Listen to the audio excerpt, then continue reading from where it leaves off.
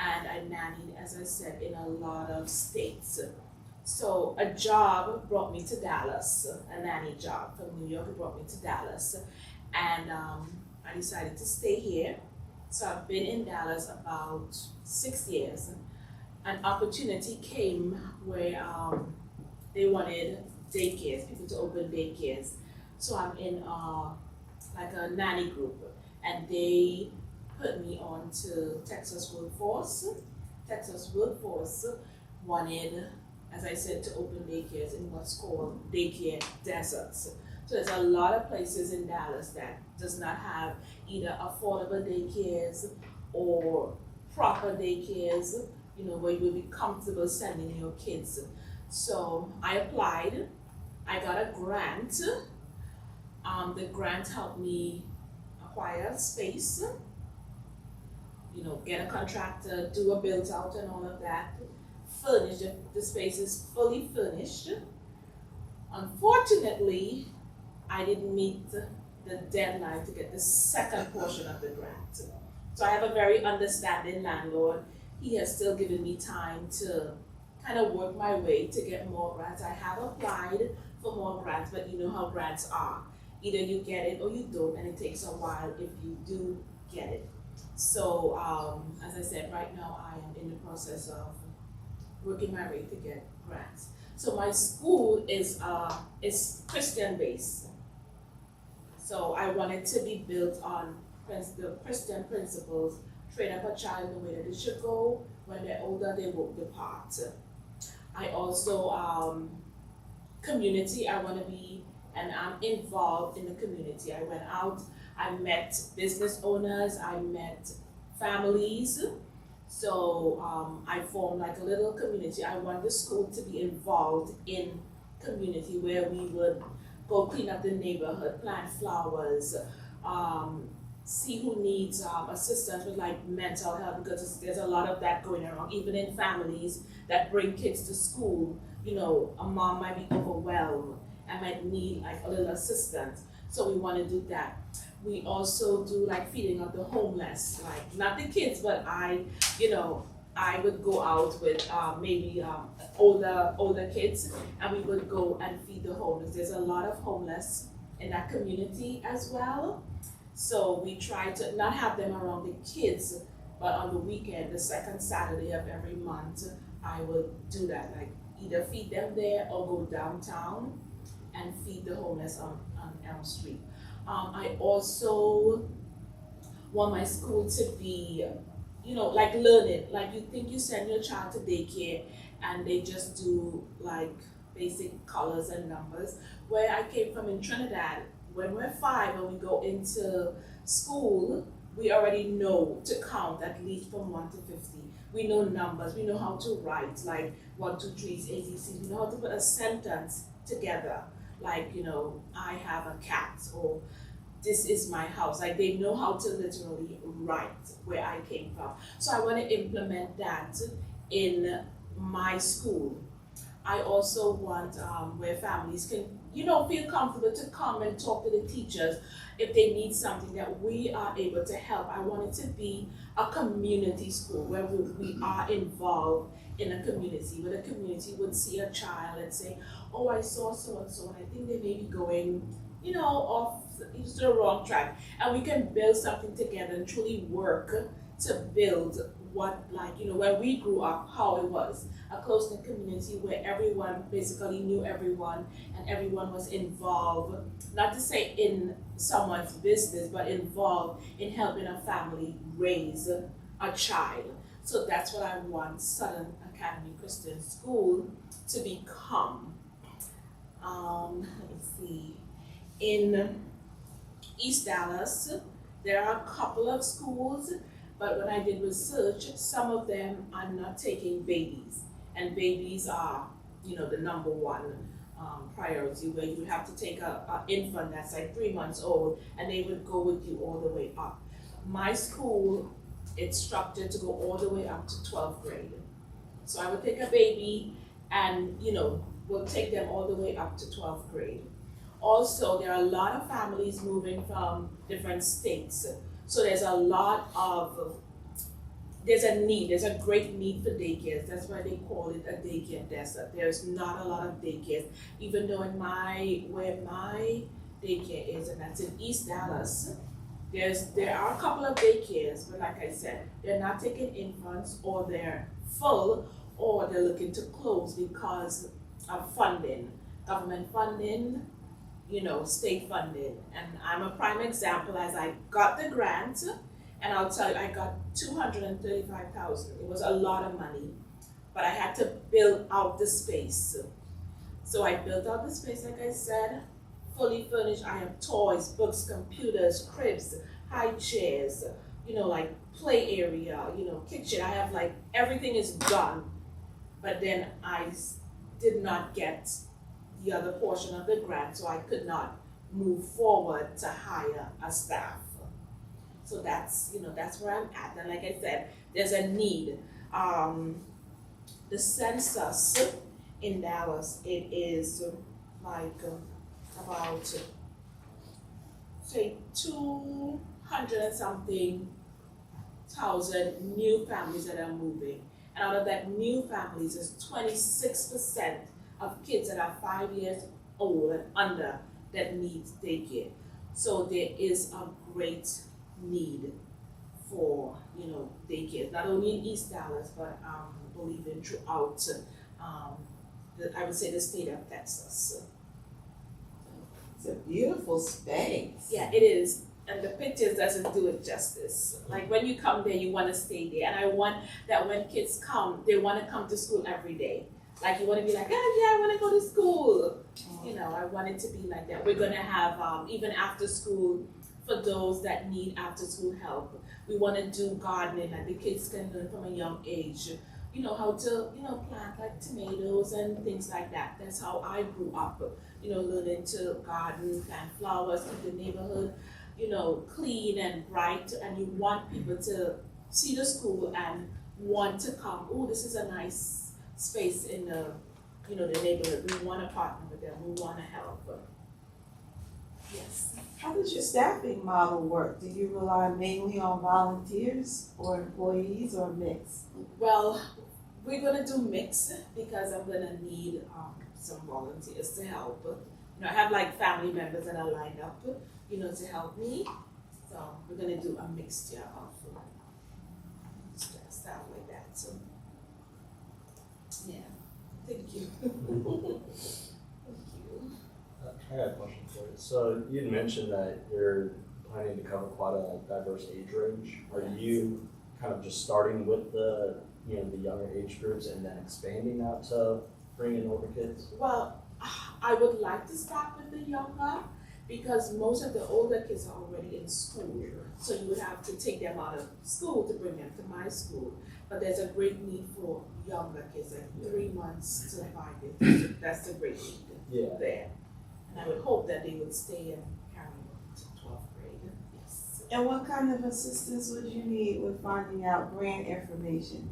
Do you have a writer already, or do you just need like a pipeline of potential grants? Well, I would like it to be both ways, where I would have grants, or if I can have angel investors, something like people that come see the school and want to invest and partner with us.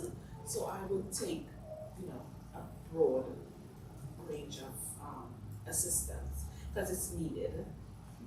And now that I didn't try to get the grant, how that works was because of so much work we had to do to get the space together. I did submit my application to licensing in time, but because childcare licensing had so many other applications and we had a deadline, they could not guarantee that I got the deadline. And because the grant agency as well had a deadline, they were not willing to go further to wait. I tried, like everything. I went to the newspapers, I tried the governor's office, I tried like a lot of things to, to get more funding, but they said that's how it works, so this is where I am. I said, like you wasted money, like I would have to eventually, if I don't get funding, hand over a space to the landlord. I'm like, would you want that? He said, well, there's nothing else we can do. Like, that's a great There's always place. something that can be done. Yeah, I tried. I'm still trying, and thank God, the landlord is, somewhat reasonable that he's not like on me that, I need my rent. So there is a great need there. He sees that as well. Where are you guys located? It's in East Dallas. It's 3445 Highland Road. Yeah, it's in East Dallas. I even joined a member of the East Dallas Chamber of Commerce. So, yeah. Where do they meet? Well, different places. Like they would meet sometimes at a restaurant. They, Oh. Yeah. I've noticed they meet at bars a lot. I didn't want to say that, but yes. Yes. So do you already have your childcare license now? I don't have the license because once you have the license, you have to open immediately. Yes. So if everything is in, all I have to do is call my representative and say I'm ready, but then I would have to open the business, immediately. And that's where the funding comes in. Mm-hmm. That's where I need, because I have to, even though I have volunteers, I would still need funding. You have to get food for the kids because we're gonna have not food but snacks. You're gonna have to pay the lights. I'm gonna have to, because I need it. I have to pay lights, I'm gonna have to pay gas, someone to clean the space outside and inside, so. Do you have a board of advisors or a board of directors helping you? I have, I don't want to say call them a board, but I have my grant, the people that help me with the grant. I also have the backing of the person that helped me put the space together. I have the Chamber of Commerce, so I have people that help me. But we're not like a board that gathers together, to discuss. Because right now we're on a standstill. Is there any particular support you still need that you don't have on your board, any expertise that you? I would say someone that grants, that's someone that can read, because to pay for grants is very expensive. You have to, it's like $2,500 to $3,000 to pay a grant writer. Yes, it's very expensive. You guys should have a grant. Who was the first grant for? The first grant I got was from the Texas Workforce Commission. So it's called the Child Care Expansion Initiative. And that was given by the state of Texas. How much more in grant do you think you need to open? I would say for now, between 50 and 80,000. Yeah. How long is that gonna last you? Well, once the school is open, because I am gonna charge as well, so once the school is open, I know it's gonna be a lucrative business. So I'm not, not solely dependent upon the grant, but I do need the grant to start and go forward. Mm-hmm. And after that, I believe everything should fall into place. Have you tried SCORE or volunteer match for assistance with grant writing? I have not. That doesn't sound familiar. But I did try to get a loan, but because it's a new, venture, and it's also a non-profit, I'm kind of in a niche. Well, surely we can help you walk away with some leads, with some grant writing assistance today. That would be great. Does Small Business Development Center help out with that kind of stuff too? Say that again? The Small Business Development Center, Oh, that's a good that might idea. be one. I did try that. Oh, okay. Yeah. I got all the way up until, okay, yes, you're getting the grant. And then she said, oh, no, you're a nonprofit. Yes. I wasn't sure that. So they don't help nonprofits? No. Really? Yeah. Okay. And that's I went in thinking that they do. But then I got there and they were almost till I okay, you're getting the loan, and then it didn't happen. Do you know how many students you need enrolled in order to separate from all your expenses?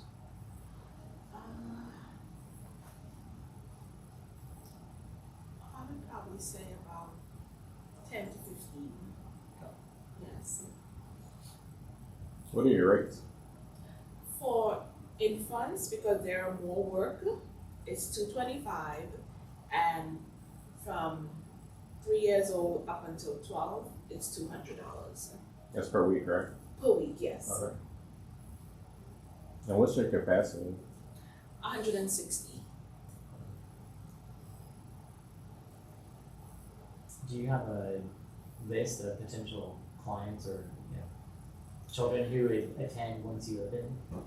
I did, but because things didn't go how it should, they found like clear.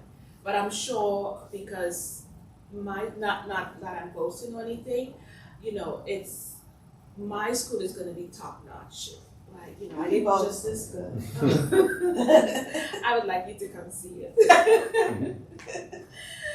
And anyone else I want to. Mhm. Yeah, so I really want to do something great in the neighborhood. I really want to. And I have family that are very talented. Like, I don't know if any of you know of steel pan. Like, it's the last, I would say, instrument of the 21st century. Do you know carnival? Like when you see them play the steel drums? Yeah. Okay, so my brother does that. So I have him lined up to, because there are a lot of kids in the neighborhood that they're like on the streets. Like, what are you doing on the streets? Like, you can find something for them to do. Like, I have nephews that are good at soccer that wants to, like, help get these kids off the street. Sitting by the liquor store, sitting by the corner store, sitting, like just on the streets doing nothing. Like, and it's a mixed neighborhood. So there are some people that may not be able to afford, and we will cater to some of them. And then there are, people that can afford. So it's a mixed neighborhood. Now, who's your target market? Okay, so my target market will be the middle class, right? And those are like families that I've already spoken to that can pay for childcare. So that's our target.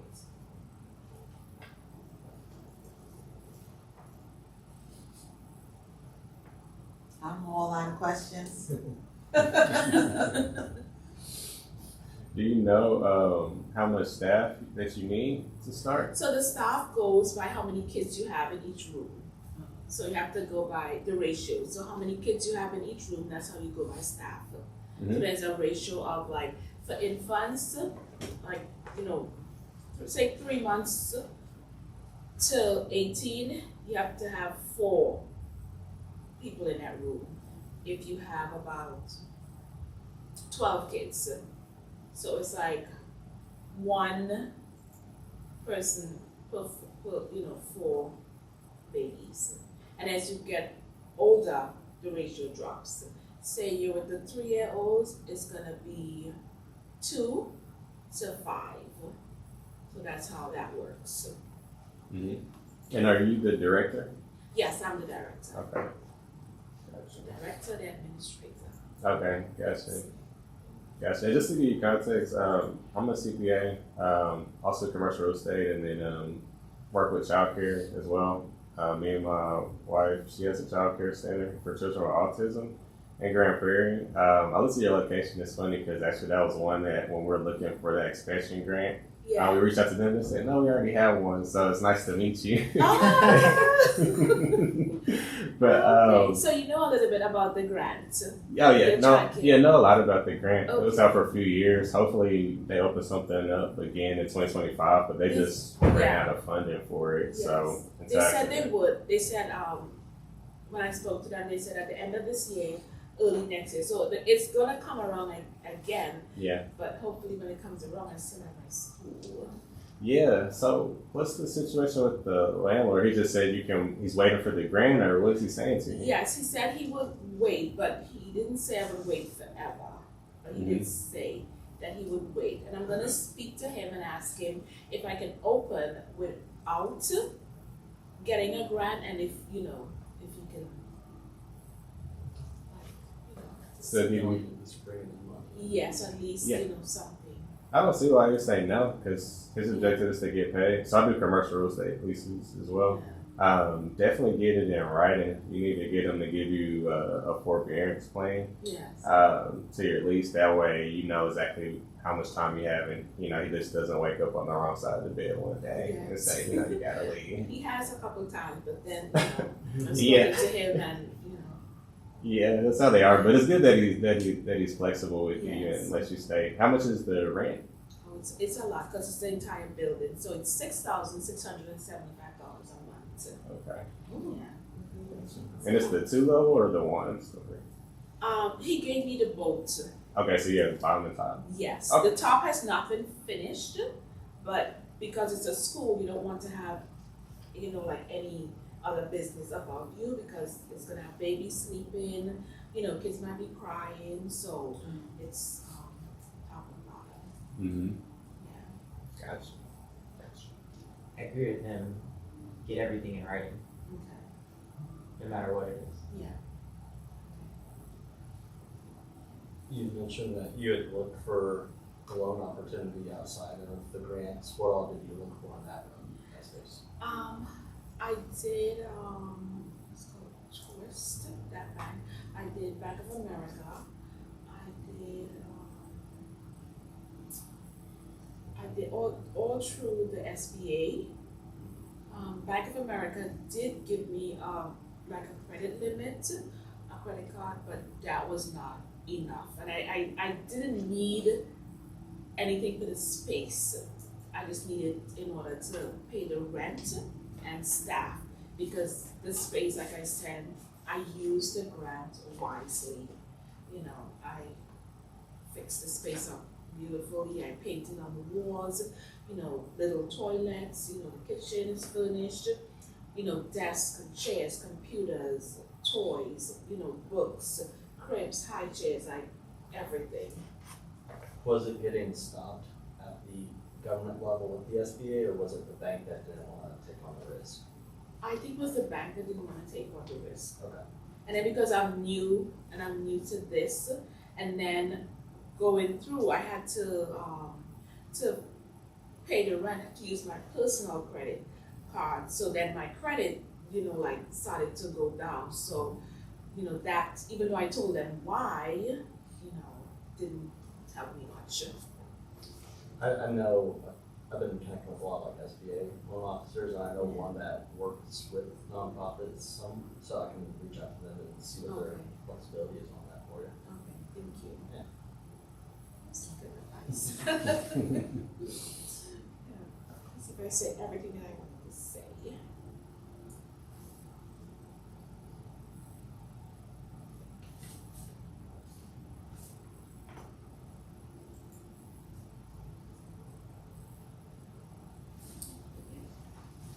Awesome. So the last question we always want to ask is, what as a community can we do for you?